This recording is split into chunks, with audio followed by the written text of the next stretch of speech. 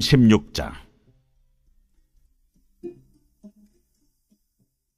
요셉 자손의 종족 중 므낫세의 손자 마길의 아들 길르앗 자손 종족들의 수령들이 나와 모세와 이스라엘 자손의 수령된 지휘관들 앞에 말하여 이르되, 여호와께서 우리 주에게 명령하사 이스라엘 자손에게 채비 뽑아 그 기업의 땅을 주게 하셨고, 여호와께서 또 우리 주에게 명령하사 우리 형제 슬로브앗의 기업을 그의 딸들에게 주게 하셨은즉, 그들이 만일 이스라엘 자손의 다른 지파들의 남자들의 아내가 되면 그들의 기업은 우리 조상의 기업에서 떨어져 나가고 그들이 속할 그 지파의 기업에 첨가되리니, 그러면 우리가 제비 뽑은 기업에서 떨어져 나갈 것이요, 이스라엘 자손의 희년을 당하여 그 기업이 그가 속한 지파에 첨가될 것이라.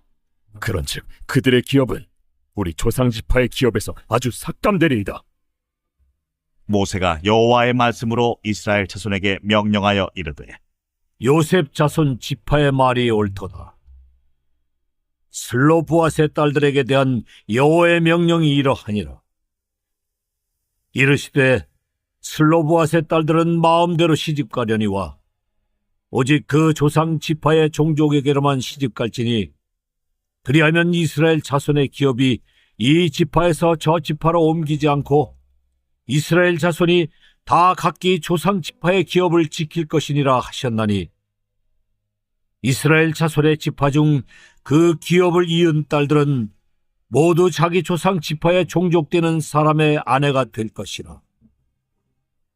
그리하면 이스라엘 자손이 각기 조상의 기업을 보존하게 되어 그 기업이 이 지파에서 저 지파로 옮기게 하지 아니하고 이스라엘 자손 지파가 각각 자기 기업을 지키리라. 슬로브핫의 딸들이 여호와께서 모세에게 명령하신 대로 행하니라. 슬로브핫의 딸 말라와 디르사와 호글라와 밀가와 노아가 다 그들의 숙부의 아들들의 아내가 되니라. 그들이 요셉의 아들 므낫세 자손의 종족 사람의 아내가 되었으므로 그들의 종족 지파에 그들의 기업이 남아 있었더라. 이는 여리고 맞은편 요단과 모압 평지에서 여호와께서 모세를 통하여 이스라엘 자손에게 명령하신 계명과 규례니라. 신앙의 유산을 지키라라는 제목으로 하나님 말씀 나누기를 원합니다. 주기철 목사님은 신앙을 지키기 위해서 신사참배를 거부하고 모진 고난을 감내했습니다. 이는 하나님이 주신 기업을 지키기 위해서 같은 집안 내에서 결혼하기로 한 슬로브핫의 딸들의 결단과 닮아 있죠. 하나님이 주신 유산을 지킨다는 것은 단순한 선택이 아니라 신앙과 순종의 문제입니다. 믿음의 유산을 끝까지 지키기 위해서 우리는 세상의 가치가 아닌 하나님의 뜻을 따라 결단해야 되는 것입니다.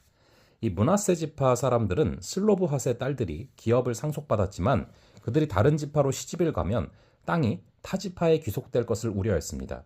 그들은 하나님이 주신 기업을 가벼이 여기지 않았고 이를 끝까지 지켜내기를 원했습니다. 믿음의 유산도 마찬가지입니다.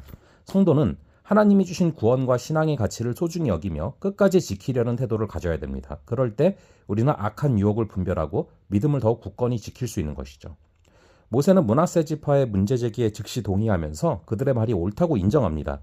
자칫 난처한 상황이 생길 수도 있었지만 문제를 회피하거나 덮어두지 않고 신앙의 유산을 보호하는 방향으로 해결하려 한 것입니다.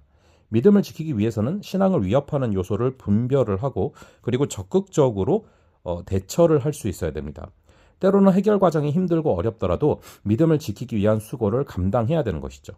모세는 문제를 해결하기 위해서 하나님께 가까이 나아갔고 하나님은 슬로브핫의 딸들이 같은 지파 내에서 결혼하도록 명하셨습니다. 믿음을 지키는 과정에서 어려운 문제를 만날 때 우리는 하나님께 지혜를 구해야 됩니다. 하나님은 우리가 신앙의 유산을 잃지 않도록 가장 좋은 길을 열어주시는 분입니다. 우리의 생각으로 해결할 수 없는 문제도 하나님께 맡기면 답을 찾게 될 줄로 믿습니다.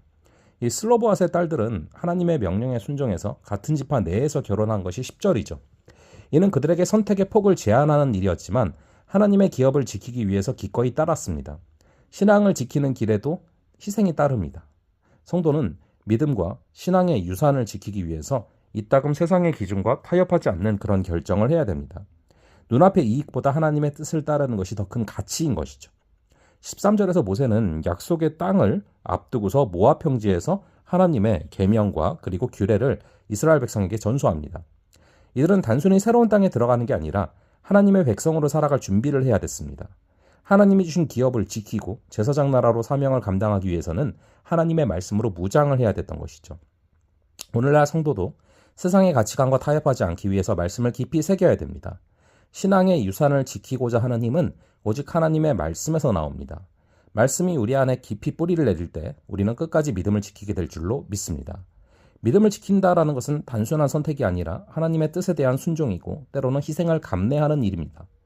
므낫세 지파와 슬로보앗의 딸들이 기업을 지키기 위해 결단했던 것처럼 우리도 하나님이 맡기신 신앙의 유산을 끝까지 지켜야 됩니다.